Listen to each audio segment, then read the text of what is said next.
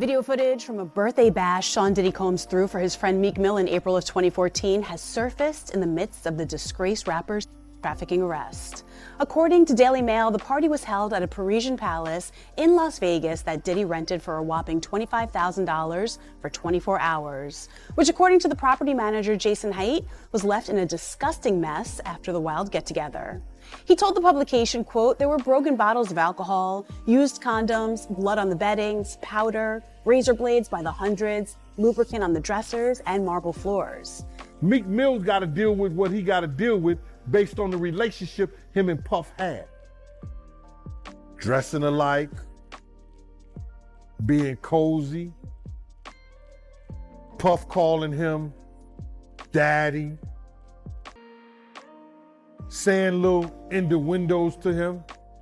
People are looking at that and saying Meek Mill is wrong for saying no Diddy. Then earlier this week, he put an offer on the table, a $100,000 reward for anyone who can figure out how he got named in Rodney Jones' lawsuit in the first place. Sean Diddy Combs has been making headlines for all the wrong reasons lately, from allegations of misconduct to shocking lawsuits. His empire seems to be in crisis mode.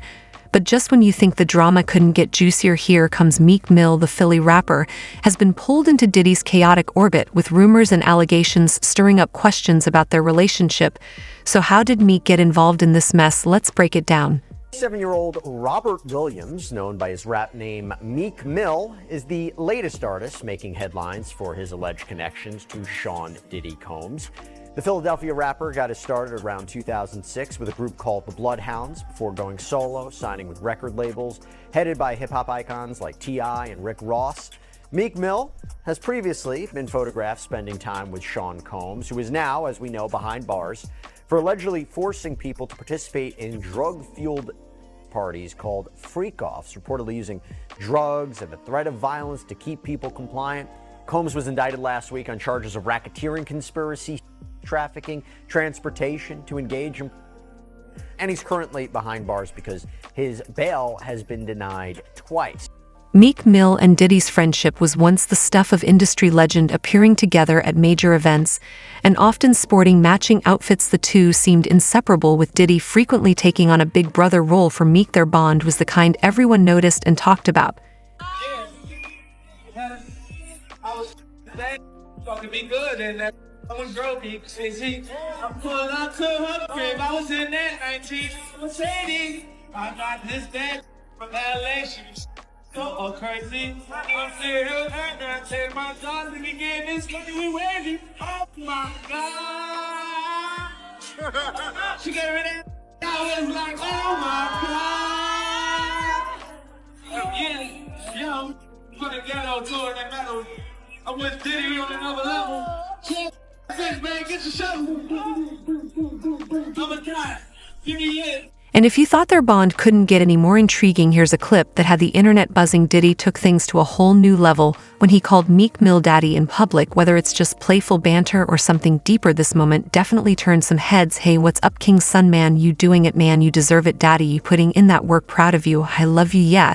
Despite all this, Meek Mill has made it crystal clear that he and Diddy aren't as tight as people think. Meek now claims to be no Diddy gang, despite being his best buddy for years. Footage from a birthday bash Sean Diddy Combs threw for his friend Meek Mill in April of 2014 has surfaced in the midst of the disgraced rapper's trafficking arrest. According to Daily Mail, the party was held at a Parisian palace in Las Vegas that Diddy rented for a whopping $25,000 for 24 hours, which, according to the property manager Jason Haidt, was left in a disgusting mess after the wild get-together. He told the publication, quote, "There were broken bottles of alcohol, used condoms, blood on the beddings, powder, razor blades by the hundreds, lubricant on the dressers, and marble floors." Jason claimed he also, quote, "found panties, bras, and even 2 iPhones in the bushes behind the bowling alley."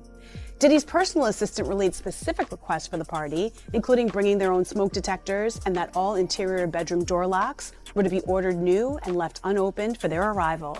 The property manager was given a rough estimate of 850 guests for the mansion party. However, 900 guests showed up. Jason claimed most of the guests participated in, quote, "drug-fueled festivities," and described Diddy as being wasted.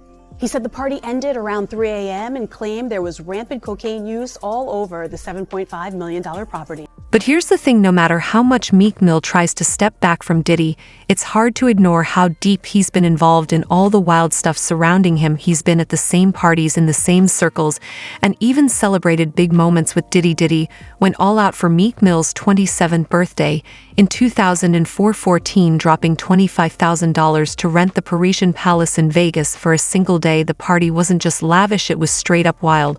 But here's the kicker: when the party wrapped, the mansion looked like a literal disaster zone. You heard about this tape that's being shopped around, a Diddy and another Mill? They say the other Mill is an A-list celebrity. I would wonder if he's white or black. And if I'm looking at any black guys that are A-listers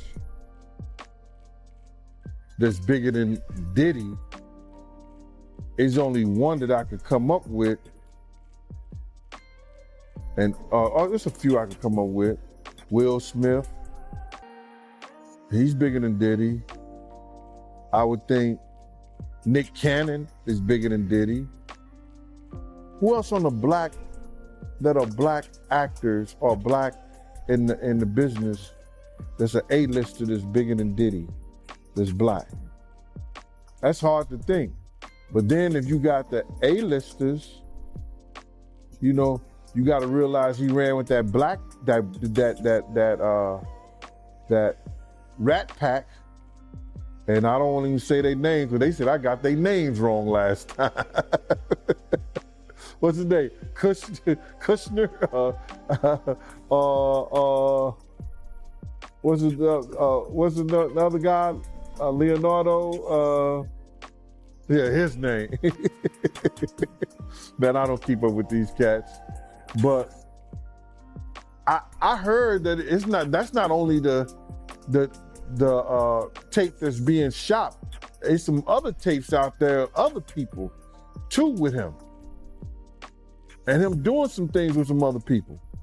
So there's quite a few tapes that might be out there, what they're hearing. And I don't want to see the tapes, but I want to know if they really true. Because if they got if they got some tapes out there and it was some underage, whether it's celebrities or not, it's gonna be crazy, bro. It's gonna be real crazy. And they're gonna have to bring that to forefront because the prosecutor's gonna want those tapes. And they're gonna do whatever they have to do legally to get those tapes. No ifs, ands, and buts about it. Anything sound a little sketchy to you? For starters, why did Diddy insist on replacing all the lock on the doors of the rented mansion? What's he trying so hard to keep under wraps? And here's the real eyebrow raiser: Diddy reportedly requested to swap out every smoke detector in the house with his own. Seriously, who does that? People are starting to speculate that these special smoke detectors might have been rigged with hidden cameras to secretly record the party's guests. If true, that's not just creepy, it's a whole new level of invasive. Gandil has previously alleged that Diddy secretly records A-list celebrities at his infamous parties, claiming he uses the footage as leverage. It's no surprise people are speculating the same happened at Meek Mill's birthday bash. What do you feel about this Meek Mill and Diddy situation? Like Meek Mill, you know, saying no Diddy and him getting backlash, you know, people feeling like, you know, he being fake because, you know, he had a relationship with Diddy. Like, how you feel about that? My man, I can't judge Meek Mill as a man. I don't know Meek Mill as a person. You understand? And if he wants to say no Diddy, no homo, no this, no that, that's his choice. I know a lot of Philly dudes and they strong out there, and some of my people are cool with Meek Mill. You understand? People. Some of my people are cool with Meek Mill's people. Meek Mill was a young guy, and Diddy was an influencer, and he may have influenced a lot of things that Meek Mill got caught up in the game in. Brother, I don't know Meek Mill as a man. You understand? I know some of his people through my people who knows his people. If Meek Mills want to say no Diddy, if Meek Mills want to say no homo, I don't have a problem with Meek Mill doing that. Meek Mill's got to deal with what he got to deal with based on the relationship him and Puff had. Dressing alike, being cozy, Puff calling him daddy, saying little innuendos to him. People are looking at that and saying Meek Mill is wrong for saying no Diddy. But you can't tell a man how to spend his money and how to make love to his wife or his Diddy. So, I don't know. I don't know, Mike. I just don't know.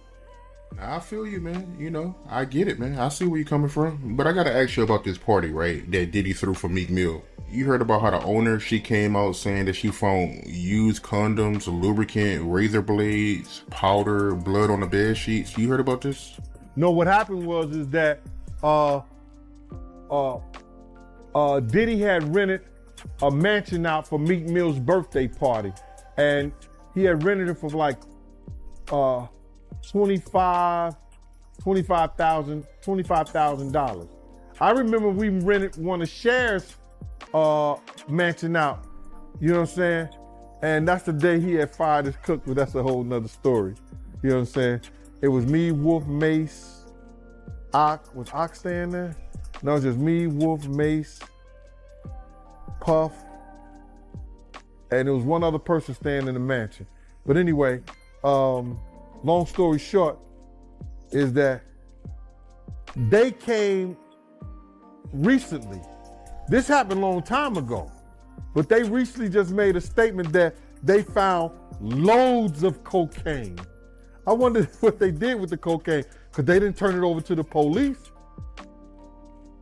They said they found loads of cocaine, razor blades. They said that the sheets were bloody, nasty. They found a whole lot of used condoms. And it was a Diddy party, given in Meek Mill's honor for his birthday. I was like, yo, wow. They said it was disgusting the way that they left the place. So I know they got hit with another bill on top of that $25,000 and the different deposits they had to put down for cleanup and all this other stuff. It was crazy. It was one of the property managers, they had rented out a mansion. I heard about that whole story. Fans quickly connected this to a cryptic phone call involving Diddy, where he was allegedly heard instructing someone to get rid of all the plastic. Many believed that plastic could be a coded reference to the same tapes Gan Deal had claimed. Diddy uses as leverage against celebrities. This interpretation gained traction online, with fans speculating that the phone call hinted at a cleanup operation to destroy incriminating evidence. Gan Deal also dives into the whirlwind surrounding Meek Mill and Diddy, shedding light on the rapper's public attempts to distance himself and the backlash that followed. But that's not all. Gene also discusses the infamous birthday party Diddy threw for Meek, offering insights into the over-the-top extravagance and the wild aftermath that still has people talking. Going back to the lawsuits, one of those plaintiffs that has sued Combs was Rodney Little Rod Jones, a music producer who apparently worked with Combs on his latest album called Love. Jones says he lived with Combs for a year and witnessed what he claimed was not only debauchery, but also illegal activity. In his lawsuit, Jones names some very well-known celebrities like Cuba Gooding Jr., who he claims him on a yacht that Combs had rented for a holiday cruise in 2022. Other celebrities' names are redacted from the suit. For example, the lawsuit reads, quote, rapper redacted on Mr. Combs' yacht consorting with underage girls workers. Then in a footnote it says he is a Philadelphia rapper who dated Nicki Minaj. Now, based on that, online sleuths quickly deduced that that suit was likely talking about Meek Mill. He dated Nicki Minaj for a couple of years between 2015 and 2017, and he was her opening act on a world tour. Once people decided that the lawsuit was referring to Meek Mill, these rumors started to circulate about his possible involvement or participation in Combs' activities. What about the lawsuit? The fact that he is not directly named in the lawsuit from Rodney Little Rod Jones, but there's this reference, I mentioned the footnote, where you put two and two together. It seems like he's referencing Meek Mill. So what do you make of that lawsuit? I think that's a shot across Meek Mill's bow. to for whatever reason to either get him to help with the lawsuit or get him to stay quiet about anything that undercuts the lawsuit. There's no other reason to put such a reference in with any specific facts. So I think it's not common to do that, right? No, not unless there's a reason why you need that person's name to be named in the lawsuit. And look, the reason I say this is because Rodney Jones' lawyer has taken a lot of heat, quite controversial. Is it a way to make it a little bit more salacious? A way to get it maybe more high profile? You put these names in it, but again, this is a legal filing. This is a complaint. Yeah, so you can't be sued for defamation. It's covered by the litigation privilege. Explain that to us if you can, real quick. So the law wants you to be able to say what your case is in court without the fear of retribution. So they have a privilege that if you file it in a court document, that you can't be sued for defamation, making your allegations and making your accusations. Why then just not mention Meek Mill? Why do they have to say celebrity one, this Philadelphia rapper who dated Nicki Minaj? It'd be like someone saying host of Law and Crime, host of Sidebar podcast. I mean, my gosh, it's like just say my name at that point. Why would they not mention who it is? There could be any number of reasons, but most likely they're trying to create a groundswell of PR so that people are talking about it, trying to figure this out, trying to put two and two together. And sometimes you can do it because you're trying to draw potential witnesses out into your side, or actually making implied threats that you're going to be sued next. When I'm looking this on Reddit, that's real man. The man had his Twitter attached to his Amazon man. I just purchased this. Meek isn't taking this lightly, though. He fired back with a $100,000 reward for anyone who could prove he was involved with Diddy, especially regarding these wild rumors. He even tweeted about hiring an investigative team to dig into who's behind the media smear campaign, saying something just isn't adding up. Then earlier this week, he put an offer on the table, a $100,000 reward for anyone who can figure out how he got named in Rodney Jones' lawsuit in the first place. He tweeted, "I want to hire an investigative team, $100K cash, to find out every specific detail involving Meek Mill named to Diddy case. I'd also want them to look at who is in the media involving Meek, anything to do with Buddy," and then in quotes, "something not right." And then he followed that up minutes later with "the streets know what's up with me. That's not the case. We talking about business side, somebody powering these bad campaigns with Meek Mill again. I got $100K for a thorough investigation of what's powering and how exactly my name connect to this, from Gan Deal's shocking claims about secret recordings to the bizarre details emerging from Meek Mill's association with Diddy. The story only seems to grow more complex with each revelation. Whether these rumors hold truth or are merely fueled by speculation, they highlight the larger conversation about power dynamics and secrecy within the entertainment industry. If you're here for all the drama, make sure to like this video and share your thoughts in the comments. Don't forget to smash that subscribe button so you're always in the know for the latest tea. Stay tuned because there's plenty more to uncover. And thanks for watching Celebrity Spill, guys.